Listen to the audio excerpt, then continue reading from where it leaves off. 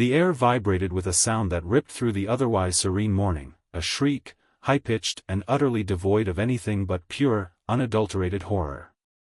It was Brenda, the HOA president, her pristine white wedding dress momentarily forgotten as she stared at the empty space where my dock, my beautiful, solid, custom-built dock, had been moments before. A collective gasp rose from the gathered wedding guests, a wave of confusion rippling through the meticulously arranged chairs on her lawn. But I wasn't watching them.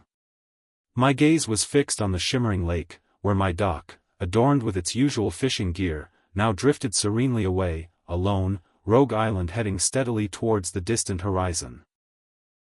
The tiny, perfectly placed floral arrangements Brenda had insisted on decorating it with bobbed innocently in the gentle current, transforming my practical fishing platform into an unwitting, flower-laden vessel of defiance.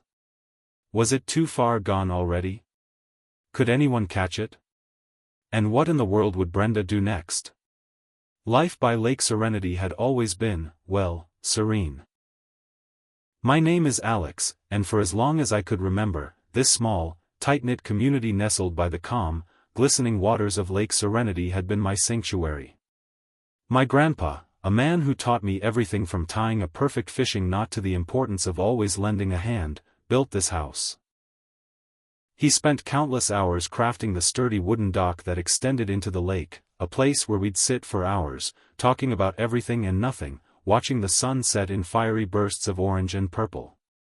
That dock wasn't just wood and nails, it was a part of my family, steeped in memories of laughter, quiet contemplation, and the comforting presence of my grandpa. After he passed, the dock became my quiet place, a spot where I felt closest to him, a place where I could cast a line, read a book, or simply watch the water ripple. Our HOA, the Lake Serenity Homeowners Association, had always been fairly laid back. We had rules, of course: keep your lawn tidy, don't paint your house neon green, no loud parties after 10, but they were mostly common sense guidelines that everyone followed to keep our little slice of paradise peaceful. We had potlucks, 4th of July barbecues, and an annual boat parade. Most residents understood that living in an HOA meant a balance of personal freedom and community responsibility. We looked out for each other. When Mrs. Peterson, a sweet old lady who lived 2 houses down, fell ill, neighbors rallied to mow her lawn and bring her meals. When young Timmy's bike got a flat tire, Mr. Henderson from across the street was always there with his toolbox. Kindness and empathy were the unwritten rules that truly governed our community. We knew that a good neighborhood wasn't just about manicured lawns, it was about caring for the people who lived there. Then Brenda moved in. Brenda Reynolds. She arrived about a year ago, buying the largest, most ostentatious house on the lake, the one with the turret and the elaborate wrought iron gate. From the moment she pulled up in her gleaming black SUV, something felt different. She wasn't just new. She was new with an agenda. Brenda had a way of speaking that sounded polite on the surface, but underneath, it was as sharp as a freshly honed knife. She seemed to observe everything, her eyes darting from one perfectly trimmed hedge to a slightly crooked mailbox, as if cataloging every tiny imperfection. Her initial interactions were less extreme, almost charmingly pushy. She immediately volunteered for the HOA board, and within a month, she was running for president. She charmed some, intimidated others, and before anyone quite knew what hit them, Brenda was at the helm. "We need to elevate this community," she'd declare at meetings, her voice ringing with a false warmth that made my teeth ache. "Bring it to its full potential. Think prestige. Think property values." Most of us just wanted to live our lives, enjoy the lake, and not have to worry about whether our mailbox matched the exact shade of gray in the HOA's approved palette. The lows started small. First, it was the revitalization of the community garden, which Brenda spearheaded. It ended up with half the existing plants ripped out and replaced with exotic, high-maintenance flowers that nobody knew how to care for, and a new set of rules about how often you could water and what tools you could use. Then came the Uniformity Initiative, a dictate that all exterior lighting must be a specific wattage and design. My grandpa's charming, old-fashioned lantern by the front door, which had been there for 50 years, was suddenly deemed non-compliant. I tried to reason with her, explaining the sentimental value, but Brenda just gave me a tight, unyielding smile. Rules are rules, Alex. For the good of the community. I ended up replacing it, feeling a pang of sadness. It escalated. Brenda started holding unscheduled inspections, walking around properties with a clipboard, making notes. She sent out sternly worded emails about everything from overgrown rose bushes to improperly displayed recycling bins. She even complained about the sound of my wind chimes, claiming they were a nuisance to the tranquil ambience. A nuisance. They were gentle, melodic, and had been a part of my home's soundtrack for years. I saw other neighbors, normally cheerful and easygoing, start to look strained, whispering complaints about Brenda's overreach. We all felt a subtle shift, a tightening of the leash, but no one wanted to be the first to openly defy her. It was easier, at first, to just comply. We believed in the good of the community, and for a while, we tried to believe Brenda had that at heart too. We were wrong. The absolute extreme started when the grand announcement came. Brenda was getting married. And not just married, but having the most exquisite, unparalleled lakeside wedding Lake Serenity has ever witnessed. Every HOA meeting for weeks leading up to it became a detailed recitation of her wedding plans, interspersed with thinly veiled demands for community involvement. She spoke of white doves, string quartets, and a seamless flow from the reception tent to the breathtaking ceremony vista. That vista, it turned out, was my dock. She approached me one sunny afternoon, clipboard in hand, a saccharine smile plastered on her face. "Alex, dear," she began, as if we were the best of friends, "I have the most wonderful news. My wedding is set for 2 weeks from Saturday, and I've decided your dock is the perfect spot for the ceremony. So intimate, so picturesque." My jaw dropped. My dock. I stammered. "Brenda, I don't think that's a good idea. It's a private dock, and it's quite old. It's not really built for dozens of people standing on it, let alone a wedding ceremony." Her smile didn't waver, but her eyes hardened. "Nonsense, Alex. It's perfectly sturdy. And besides, it's for a community event, my wedding. It will reflect wonderfully on all of us. I've already put down a deposit for the floral arrangements on it." My heart sank. She hadn't asked, she had decided. I tried to explain again, gently but firmly, that the dock was sentimental, that it wasn't safe for so many people, that I simply wasn't comfortable with it. I offered other suggestions. The large common green space, the public boat launch area, even my own front lawn if she wanted a lakeside view from my property. "No, no, no," she waved her hand dismissively. "It simply must be your dock. It's the vision I have." The next few days were a blur of escalating demands. Brenda sent me formal HOA notices, citing vague clauses about community benefit and reasonable accommodation. She leveraged her position, twisting rules that were meant to foster harmony into weapons of coercion. She even implied that if I didn't cooperate, there would be consequences for my lack of community spirit. Other neighbors, hearing of the dispute, offered quiet support, a sympathetic nod here, a whispered, "She's gone too far," there, but no one dared challenge Brenda directly. The fear of her wrath, the fear of endless HOA fines and nitpicking, was palpable. I felt trapped. My sacred space, my grandpa's dock, was being commandeered for Brenda's ego trip. I pictured dozens of strangers trampling on it, spilling champagne, perhaps even damaging it permanently. The thought filled me with dread. I felt a desperate need to protect that connection to my past, to honor the quiet life my grandpa had built here. Brenda, meanwhile, acted as if my dock was already hers. Days before the wedding, a crew arrived, unannounced, to string fairy lights and attach hooks for floral garlands. They even brought in a tiny, delicate white archway. My polite protests were met with blank stares or "Mrs. Reynolds approved this." The morning of the wedding dawned, bright and clear, mocking my growing anxiety. The lake shimmered, inviting and serene. I watched, hidden from view, as Brenda's vision unfolded. Chairs were set up on her perfectly manicured lawn, facing my dock.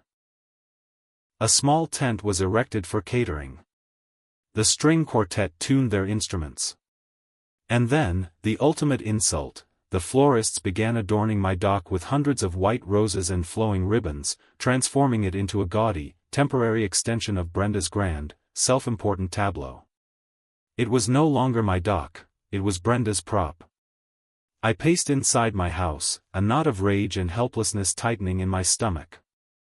I saw her, flitting about in her dress, directing people, preening.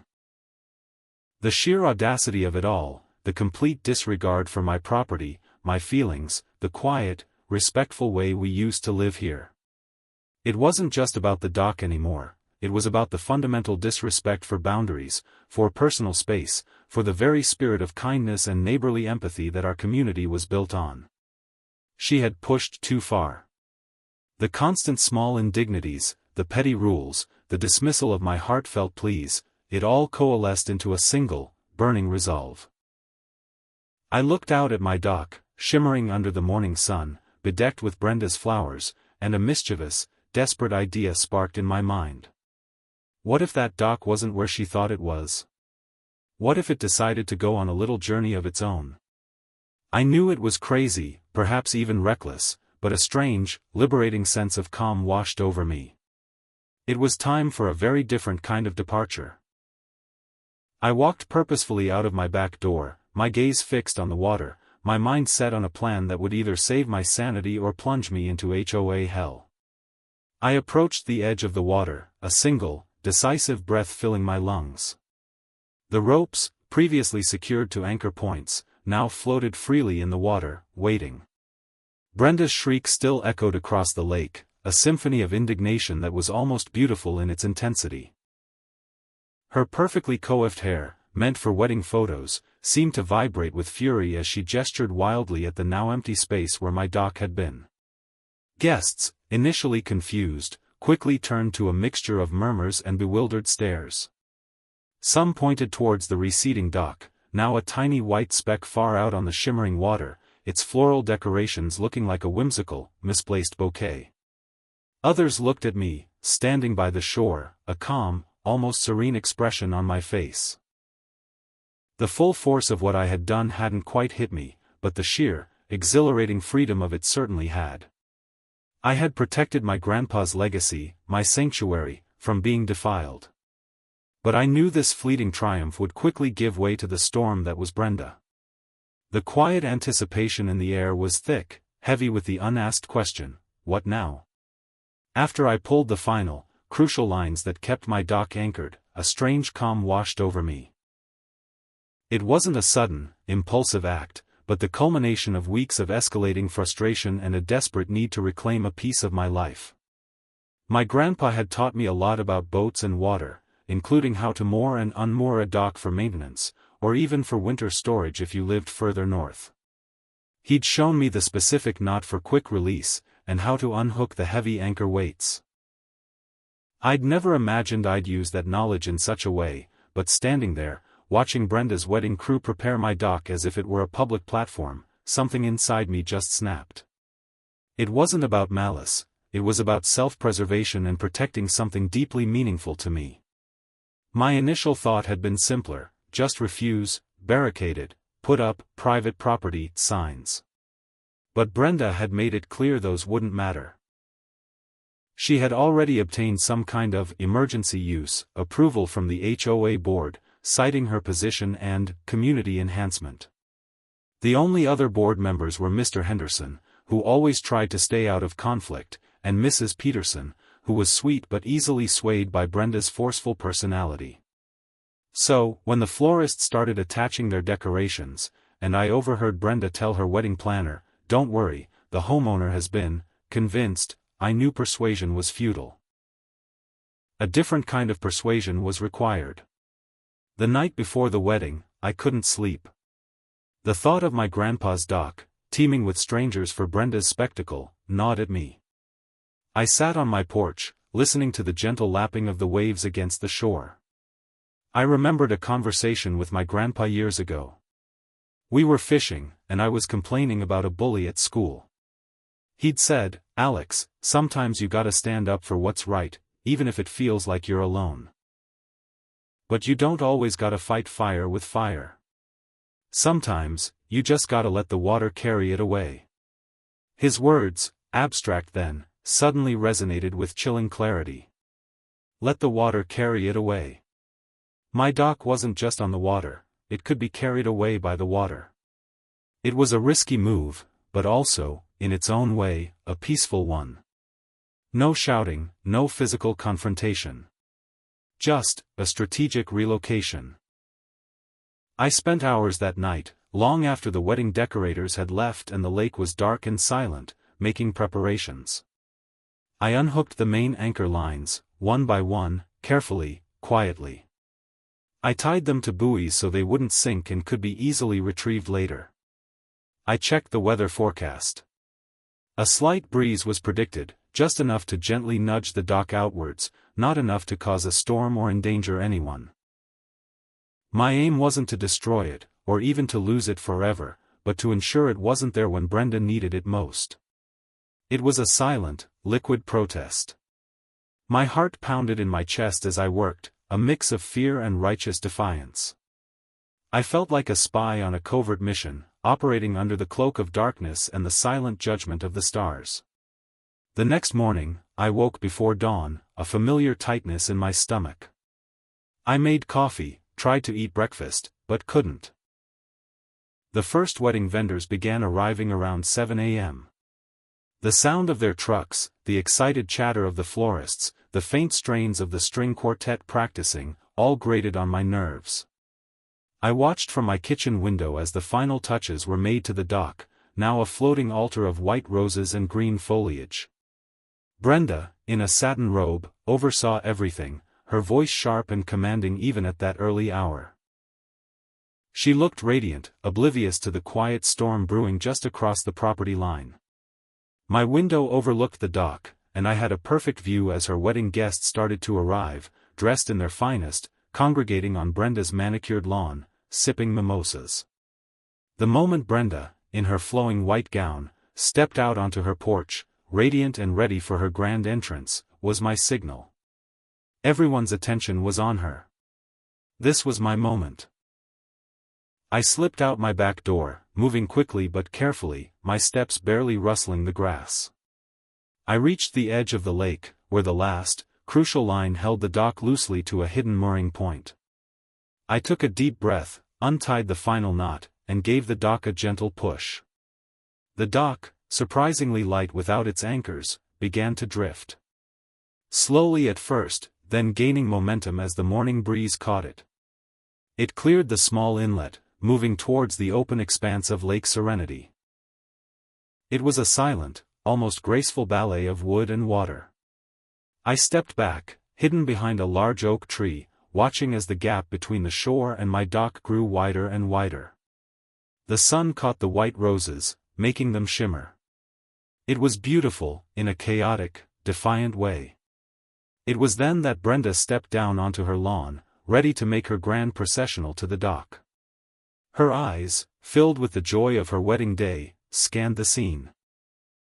They landed on the water, then widened, her smile faltering, then collapsing entirely. The sight of her dock-turned sailboat, disappearing into the distance, was the catalyst for that ear-splitting scream. The music stopped. Conversation ceased. Every head turned. The sheer, unadulterated shock on her face was a masterpiece of human emotion. She pointed, her finger trembling, at the vast, empty expanse of water. My dock, she shrieked, her voice cracking with disbelief and fury. Her new husband, a portly man named Robert who usually seemed perpetually bewildered, rushed to her side. "Brenda, what on earth?" he stammered, following her gaze to the receding dock. "It's sailing away." chaos erupted. Guests began whispering, pointing, some even giggling nervously. The string quartet looked utterly bewildered, their instruments lowered. Brenda, however, was already in full HOA Karen mode, even in her wedding dress. She whipped around, her eyes scanning the shoreline, a predator seeking its prey. She knew it hadn't just drifted. Someone had done this. And her eyes, narrowed to slits, landed squarely on my house. She didn't have to see me, she knew. Her face contorted into an expression of pure, vengeful rage. The white lace of her dress seemed to crackle with her fury. Her wedding planner, a tiny woman who looked like she was about to faint, tried to calm her, but Brenda was beyond reason. He did this. Alex did this, she screamed, her voice carrying across the water. My wedding. My beautiful wedding. He ruined it. She began marching, or rather, storming, towards my property line, her expensive heels sinking slightly into the soft grass with each furious step. Her pristine white train dragged behind her, gathering bits of leaves and dew, a minor detail completely lost in the storm of her wrath. Robert trotted awkwardly behind her, trying to keep up, his face a mixture of embarrassment and alarm. Other wedding guests slowly began to follow, a curious, stunned procession, unsure if they were witnessing a wedding or a dramatic neighborhood meltdown. The atmosphere shifted from festive celebration to tense, silent anticipation. What would she do? What would I do? The air, once filled with joyous anticipation, now crackled with an undeniable sense of impending confrontation, a showdown that felt as inevitable as the sunrise. The dock, meanwhile, continued its serene journey, now just a distant, bobbing white smudge on the horizon, leaving behind a wake of utter chaos and Brenda's furious screams. Brenda was a white blur of fury, her wedding dress billowing behind her like a storm cloud as she charged across her lawn, her eyes locked on my house. Her husband, Robert, trailed behind, stumbling slightly, his attempts to placate her drowned out by her enraged shouting. He did this.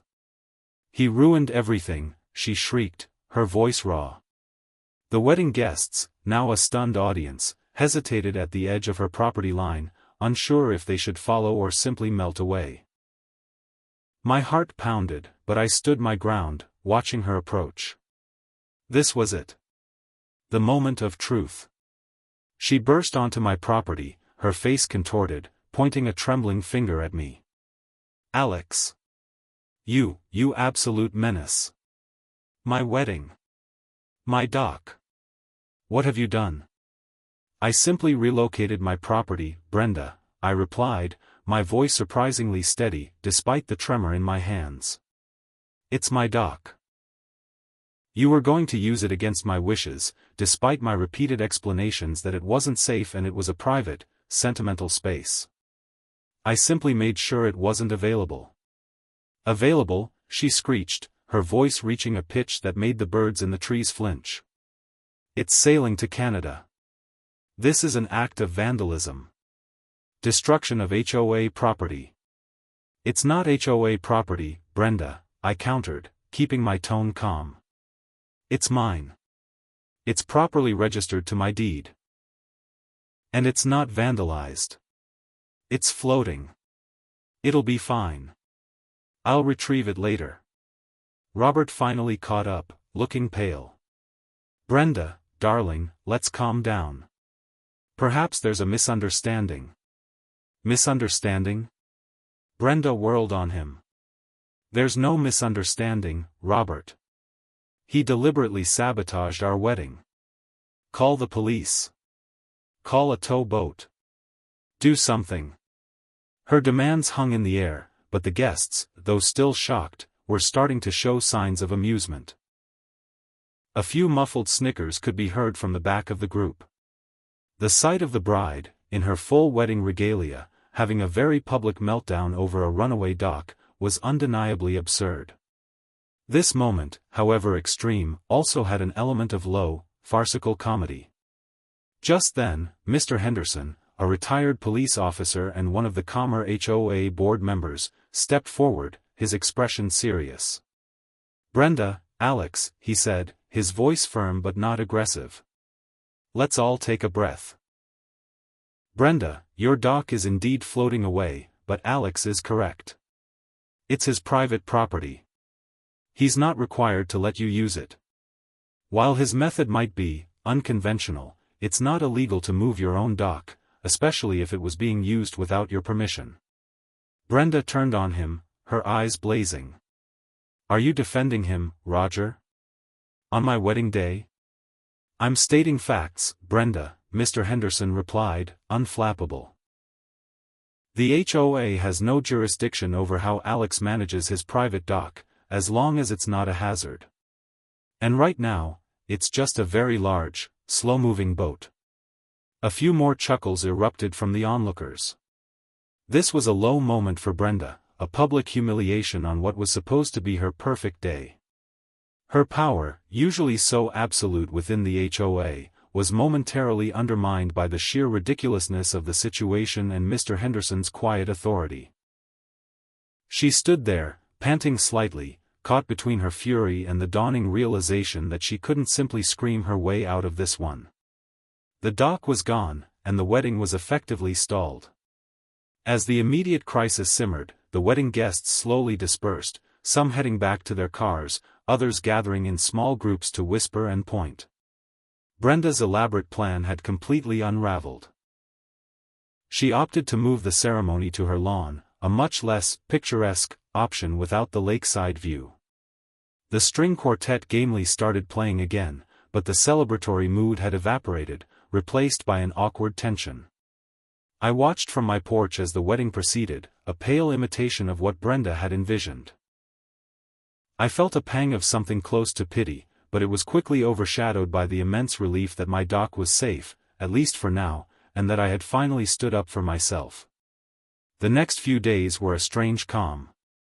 It was a quiet before the storm.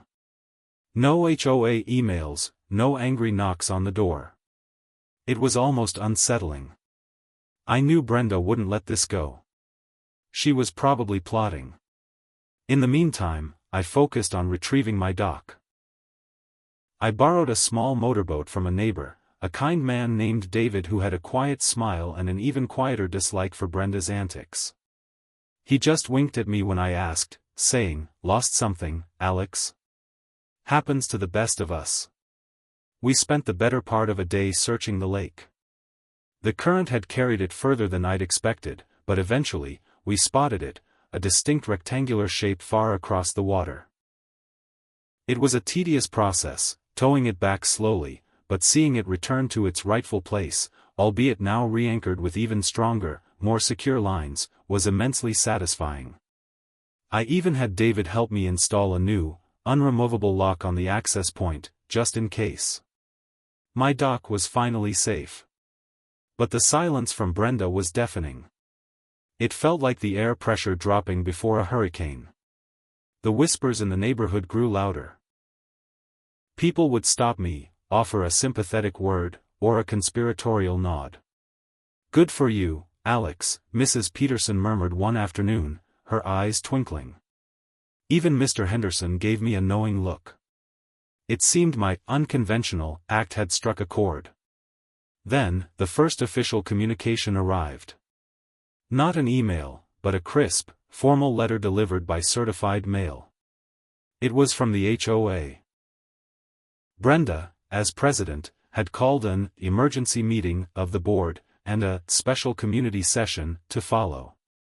The letter accused me of gross misconduct, disrupting community harmony, and endangering residents by sending my dock adrift. It demanded my presence at the session, threatening severe penalties if I failed to appear. It was clear Brenda was not only trying to punish me but also to reassert her control over the community, to make an example out of me. This was her counterattack, the new extreme event, designed to humble me and remind everyone who was truly in charge. The battle over the dock was over, but the war for my place in Lake Serenity, and perhaps the soul of the HOA itself, had just begun. I stared at the letter, a grim determination settling over me. I wasn't going to back down. Not now. Not after all this. The letter from the HOA was clutched in my hand, its crisp edges feeling like daggers. An emergency meeting and a special community session, it was Brenda's declaration of war, plain and simple. She wasn't just going to punish me, she was going to make an example, re-establishing her dominance over Lake Serenity. I knew attending was crucial. Ignoring it would only give her more ammunition. A sinking feeling settled in my stomach, knowing the confrontation would be public, but a flicker of defiance sparked too. I had stood my ground, and I wouldn't back down now. This wasn't just about my dock anymore, it was about the spirit of our community, about whether one person's ego could dictate everyone else's lives. The day of the meeting arrived with an oppressive humidity that matched the tension in the air. The community clubhouse, usually a lively place for potlucks and holiday gatherings, felt stark and foreboding. Rows of folding chairs faced a long table where Brenda, flanked by Mr. Henderson and Mrs. Peterson, already sat. Brenda wore a severe business suit, a stark contrast to her wedding dress, her expression grim and unyielding. Robert, her husband, sat a few chairs away, looking uncomfortable and trying to blend into the woodwork. As I walked in, every head turned. Whispers rippled through the small crowd of residents who had gathered, a mix of the curious, the concerned, and those who simply enjoyed a good show. I saw Mrs. Peterson give me a small, sympathetic nod, while Mr. Henderson maintained a neutral, almost weary expression. Brenda, however, stared at me with an icy intensity that could have frozen the lake solid. I chose a seat near the back, observing the scene, feeling the weight of all those eyes upon me. This was a low, the quiet humiliation of being put on trial in front of my neighbors. Brenda began the meeting with a stern, theatrical cough. "Welcome, residents, to this urgent special community session," she announced, her voice echoing slightly in the room. "As you all know, an egregious act of disrespect and disruption occurred last Saturday, jeopardizing a very important community event." She paused, letting her words hang in the air, then fixed her gaze on me. Alex here, deliberately detached his private dock, causing immense distress and disruption to my wedding, which was, as you know, intended to be a beautiful community celebration. She then launched into a long, convoluted account of my alleged transgressions, painting me as a selfish, reckless individual who disregarded all community rules and common decency. She exaggerated details, spun half-truths, and selectively quoted HOA bylaws out of context. She accused me of endangering the pristine waters of Lake Serenity by sending a structure adrift, and even claimed it was a threat to navigation for other boats, which was ridiculous considering how slowly it moved and the small size of our lake. Her voice grew louder, more impassioned, as she detailed the emotional distress I had caused her and her new husband. It was a masterclass in manipulation, designed to turn the community against me. When she finally finished her tirade, the room was silent. "Alex, do you have anything to say in your defense?" she asked, her tone dripping with mock politeness. I stood up, feeling all eyes on me again. I took a deep breath. "Thank you, Brenda. What you've said contains a lot of inaccuracies." I spoke calmly, trying to be clear and concise, explaining my side of the story. I recounted how Brenda had demanded the use of my private dock, despite my repeated refusals and warnings about its age and suitability for such a large gathering. I explained the sentimental value of the dock, and how I felt my private property was being encroached upon without consent. I tried to be reasonable, I stated, looking at the faces in the crowd. I offered alternatives, but my concerns were dismissed. My decision to move my dock was not out of malice, but out of a desperate need to protect my property and my peace of mind after all other avenues of polite refusal were exhausted. My dock is private property, and I believe everyone here agrees that homeowners should have the right to control their own property, especially when it's being used without their permission. A few murmurs rippled through the audience. I saw some residents nod. Brenda, however, interjected immediately. "Nonsense. It was for the community. For the prestige. And you acted like a child. Brenda, a wedding, however lovely, is a private event, not a community function for which homeowners are obligated to surrender their private property, I said, meeting her gaze. And if you want to talk about community, how about respect for your neighbors? Empathy for their feelings? You never showed any. Mr. Henderson cleared his throat. While Alex's method was certainly unconventional, he started, looking pointedly at Brenda, he does raise valid points about private property rights. The HOA bylaws do not compel a homeowner to allow others to use their private structures, even for what might be considered a community benefit. Brenda's face flushed red. Roger. Whose side are you on? I'm on the side of the bylaws, Brenda, he replied firmly. And fairness. This was a high for me, a moment of unexpected support from within the HOA structure itself. Mr. Henderson's words seemed to embolden others. A woman named Carol, who lived across the street, raised her hand. I agree with Alex, she said. Brenda, you've been pushing too many rules. My garden gnome was non-compliant last week. We moved to Lake Serenity for the peace, not for constant policing. Another neighbor, Mr. Rodriguez, spoke up. And the new paint scheme for fences. It's too restrictive. We used to have freedom here. The meeting devolved into a chaotic discussion, with residents airing their own grievances about Brenda's increasingly rigid rules and overbearing manner. It wasn't just about my dock anymore, it was a deluge of pent-up frustration. Brenda tried desperately to regain control, banging her gavel, shouting over people, but the dam had burst. She looked increasingly flustered, her usual composure cracking under the unexpected rebellion. Suddenly, an extreme event unfolded. The door to the clubhouse burst open, and a man I didn't recognize, burly and stern-faced, marched in. He was followed by two younger men carrying large, professional-looking cameras.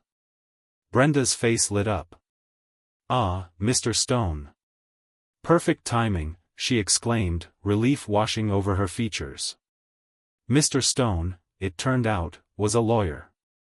He walked directly to the front table, carrying a thick briefcase. Good afternoon, everyone, he boomed, his voice echoing authoritatively. My name is Arthur Stone, and I represent Brenda and Robert Reynolds. We are here today to address the serious damages and disruptions caused by Mr. Alex's actions. My clients have incurred significant financial losses, including a non-refundable deposit for the dock decorations, mental anguish, and reputational damage. We intend to pursue legal action. He then pulled out a stack of papers. Specifically, he continued, his voice devoid of emotion, we are filing a lawsuit against Alex for property damage, emotional distress, and defamation of character. We are seeking compensatory damages in the amount of $25,000. A collective gasp went through the room. $25,000. My heart leaped into my throat. This wasn't just a community spat anymore. This was a full-blown legal assault, an extreme escalation Brenda had clearly planned for, a devastating blow designed to crush me financially and publicly. All the air left the room. The murmurs died. Every eye, once filled with curiosity or mild amusement, now stared at me with a mixture of shock and pity. The quiet rebellion that had just begun to stir among the residents was instantly quelled by the sheer weight of Brenda's legal threat. The kind faces that had offered support now looked away, suddenly unwilling to be associated with someone facing such a severe consequence. Brenda sat back in her chair, a triumphant, chilling smile playing on her lips. She had played her trump card. The number hung in the air, $25,000, a suffocating weight. It felt like a punch to the gut, the kind that leaves you breathless. Brenda's lawyer, Mr. Stone, stood there, a predator in a suit, his words a cold, calculated assault. The room, which moments ago had buzzed with frustrated murmurs and budding rebellion, now felt like a tomb. My neighbors, who had shown flickering signs of support, suddenly averted their gaze, shrinking back in their chairs. No one wanted to be associated with someone facing a lawsuit of that magnitude. It was an extreme low, the feeling of being utterly alone against a powerful, vindictive force. Brenda, her triumphant smirk back in place, seemed to revel in the sudden silence, the fear she had so deftly re-established. Mr. Henderson cleared his throat, his expression grave. "Mr. Stone, this is an HOA community session, not a courtroom. We are here to discuss a homeowner dispute, not to hear legal threats." "With all due respect, Mr. Henderson," Stone replied smoothly, "my clients have suffered significant damages due to Mr. Alex's deliberate actions. This is now a legal matter. We are simply informing the community of the serious nature of these claims." He then turned his steely gaze back to me. "We anticipate a swift resolution, Mr. Alex.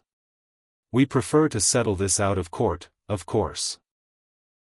A payment of $25,000 for damages and distress would prevent further, more costly legal proceedings." He paused, letting the implication hang heavy. "Otherwise, we will proceed with the lawsuit." My mind raced. $25,000 was a fortune.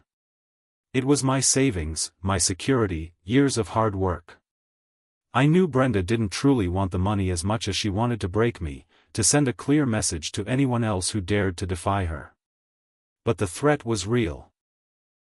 Legal battles were expensive and draining, even if you won. The thought of fighting this in court, against Brenda's seemingly limitless resources and her hired legal gun, filled me with dread.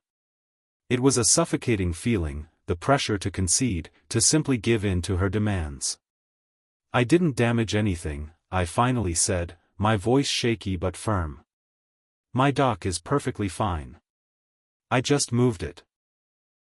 "You disrupted a private event, caused severe emotional distress, and forced a change in venue, incurring costs for my clients," Stone countered, his voice like ice.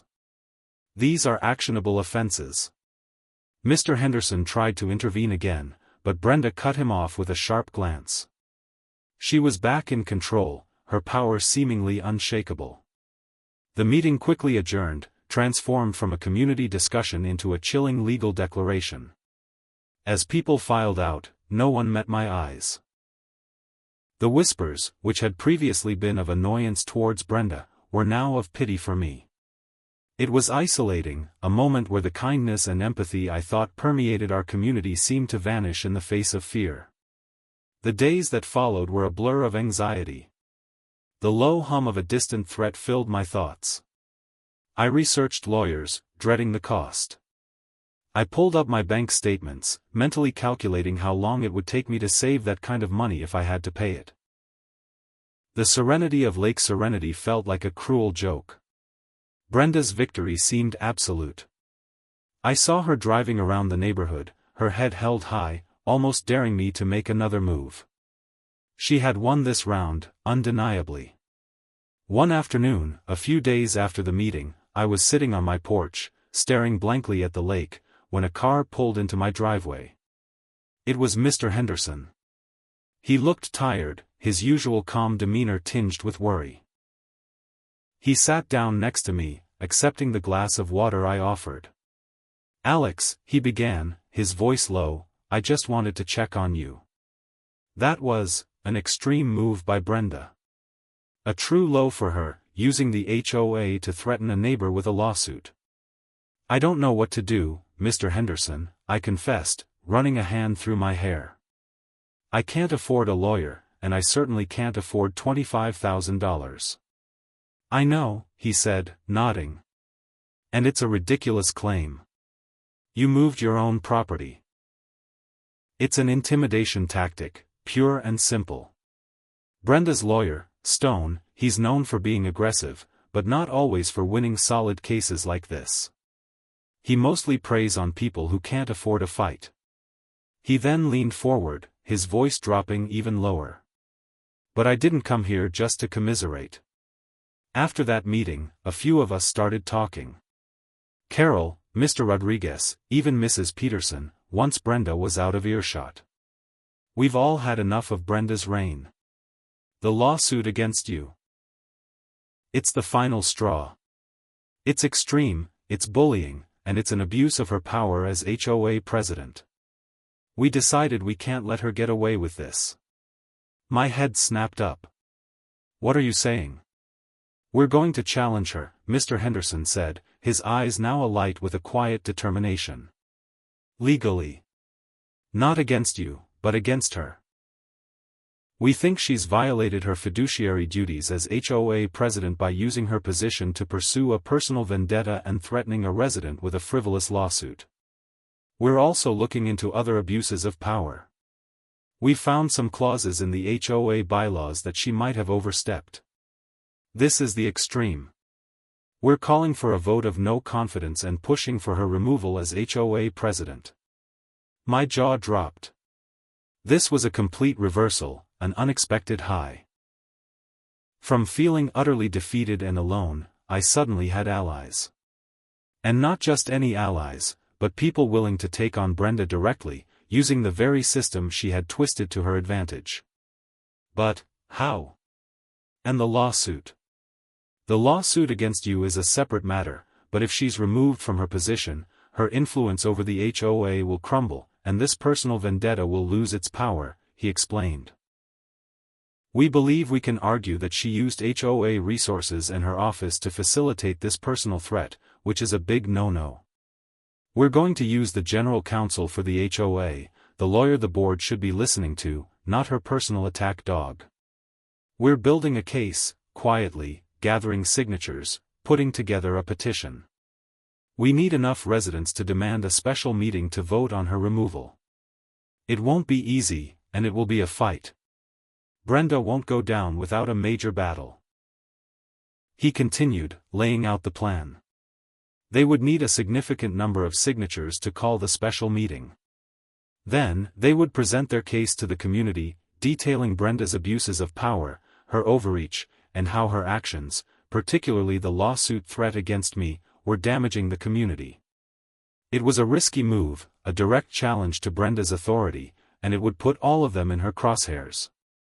But for the first time in weeks, I felt a surge of hope. Kindness and empathy, I realized, hadn't vanished. They had just been lying dormant, waiting for someone brave enough to rekindle them. This was their moment. This was our moment. "So, what do you need me to do?" I asked, a new resolve hardening my voice. The fear was still there, a lingering shadow, but it was now overshadowed by a burning sense of purpose. "Just keep doing what you're doing," Mr. Henderson said with a small smile. "Be you. And be ready to speak your truth when the time comes. We'll be in touch. This is going to be a battle, Alex, and Brenda won't go down without a fight. She's going to hit back even harder, so be prepared." He stood up, his gaze steady. "But this time, you won't be fighting alone." The extreme threat of a lawsuit now met the extreme counteroffensive of a community fed up with tyranny. The stage was set for the ultimate showdown. Mr. Henderson's words, "This time, you won't be fighting alone," echoed in my mind, a comforting refrain against the lingering chill of Brenda's lawsuit threat.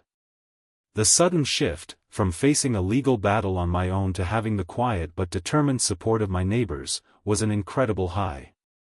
It wasn't just about my dock or Brenda's wedding anymore, it was about reclaiming the true spirit of Lake Serenity, the kindness and empathy that had been stifled under her reign. But Mr.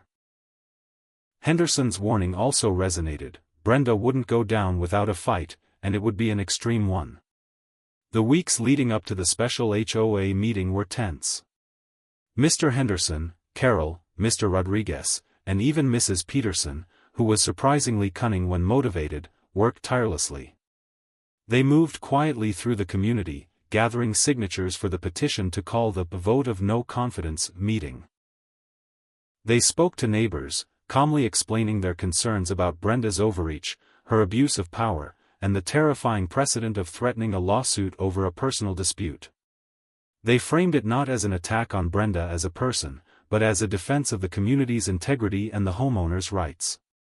They highlighted how Brenda's actions had damaged the very harmony the HOA was supposed to protect. Brenda, sensing the shift in the wind, began her own counteroffensive. She increased her inspections, sending out a flurry of petty violation notices for things like unraked leaves or slightly faded mailbox numbers. She called unscheduled mini-meetings, seemingly about trivial matters, but in reality, to subtly pressure residents to support the board. Her online presence, already aggressive, became even more so, with passive-aggressive posts about unscrupulous elements trying to destabilize our wonderful community. She even tried to spread rumors about me, claiming I was unstable and prone to erratic behavior. These were the lows, the petty, underhanded tactics designed to sow doubt and fear. But this time, they weren't working as effectively. People had seen her true colors. The day the petition reached the required number of signatures was a quiet triumph. Mr. Henderson personally delivered it to Brenda, whose face, I heard, turned a shade of puce when she realized the extent of the rebellion. The official notice for the special meeting to discuss leadership and governance was sent out, and the date was set for 2 weeks later. The air in Lake Serenity crackled with anticipation.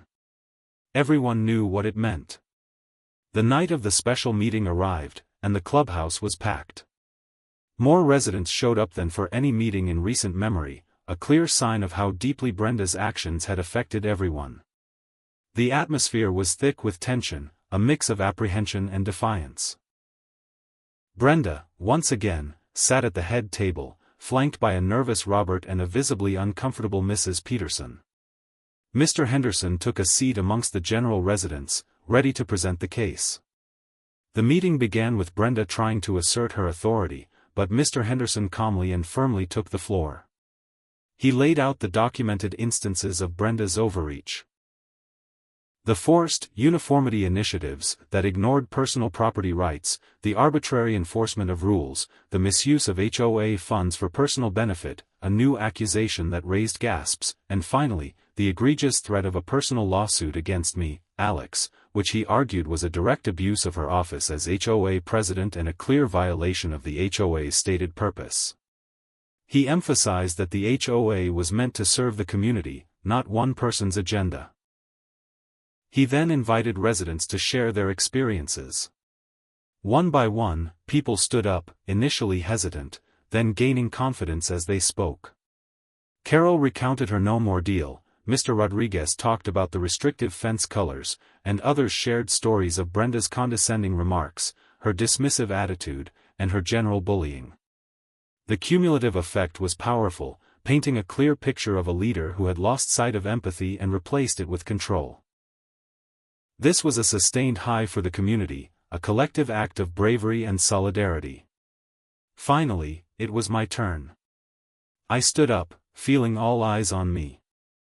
I spoke calmly, recounting the story of my dock, the sentimental value it held, Brenda's arrogant demand to use it, my polite refusals, and her escalating threats, culminating in the formal lawsuit notice.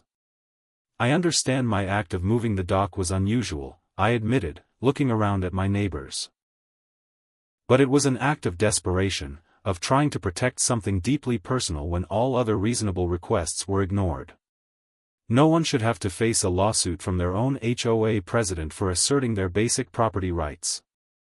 I spoke from the heart, focusing on the principle of respect and the betrayal of trust. Brenda, meanwhile, was turning beet red, her hands trembling. She tried to interrupt repeatedly, shouting lies and personal attack, but Mr. Henderson, acting as the impromptu moderator, kept the meeting focused. Brenda, he stated, you will have your chance to respond after all residents have spoken. When it was finally her turn, Brenda exploded. She didn't offer a defense or an apology. Instead, she launched into a furious, rambling tirade, accusing everyone present of being ungrateful, small-minded, and jealous. She screamed about her vision for the community, how she had sacrificed so much, and how we were all petty little people who couldn't appreciate her efforts. She even threatened to resign if we didn't appreciate her leadership, clearly expecting this to be a trump card, a final extreme. But her words, meant to intimidate, only served to solidify everyone's resolve. Her mask had completely fallen, revealing a truly ugly side. The entire room seemed to recoil. Then came the moment of the vote. Mr. Henderson explained the process, a secret ballot for vote of no confidence. As the ballots were distributed, the tension was palpable. The scratching of pencils was the only sound. Everyone carefully marked their choice. When the ballots were collected and Mr. Henderson began to count them, assisted by Mrs. Peterson, the silence was absolute. Finally, Mr. Henderson cleared his throat. He looked directly at Brenda, his voice firm and clear. The vote has been counted.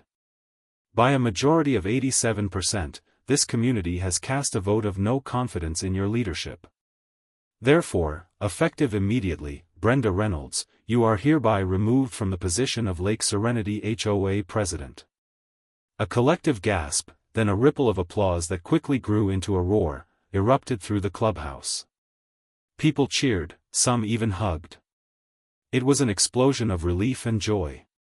Brenda's face went from crimson to ashen. She looked utterly stunned, her reign abruptly over. She stumbled backward, bumping into Robert, who looked equally shocked. She didn't say another word. Gathering her purse with trembling hands, she stormed out of the clubhouse, followed meekly by Robert. The collective cheer that followed her exit was deafening. The remaining board members, Mr. Henderson and Mrs. Peterson, quickly held a brief meeting and elected Mr. Henderson as the interim president. He promised to restore fairness and transparency to the HOA. The lawsuit against me, it was later revealed, was quickly dropped by Brenda's lawyer, who stated his firm no longer represented her in the matter. Without her position of power in the HOA, her legal threat had no teeth. The extreme ending was not just her removal, but the resounding, undeniable voice of a community standing up for itself. Lake Serenity truly found its serenity again, a place where kindness and empathy were the real unwritten rules, and where a man's dock could safely stay put, or, if absolutely necessary, go for a quiet, unexpected sail.